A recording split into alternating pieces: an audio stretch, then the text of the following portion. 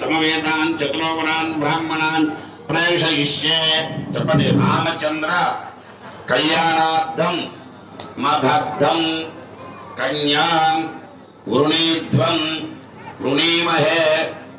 అంటే ఈ కళ్యాణ ఘట్టంలో భాగంగా పాద ప్రక్షాళన అయిపోయిన తర్వాత వర ప్రవర వధు ప్రవర అంటే వీరు ఏ వంశంలో పుట్టారు, వీరి ముత్తాత గారు ఎవరు, తండ్రి గారు ఎవరు, తాతగారు ఎవరు, వీరి పేరేంటి, ఇవన్నీ కూడా దాన్ని ప్రవర క్రమము అంటారు.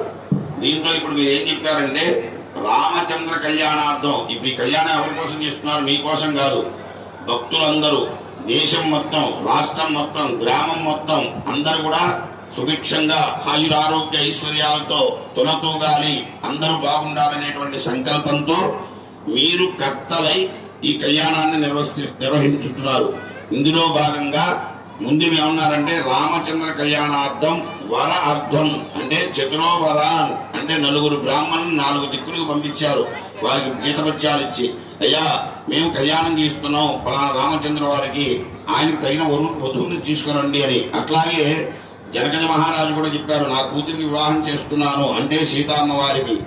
అందుకోసం మీరు 4 దిక్కులు పంపిస్తున్నారు. మీరు కూడా సరైనటువంటి వరుణ్ణి వెతికి రమ్మని ఆయన గారు అక్కడ పంపించారు.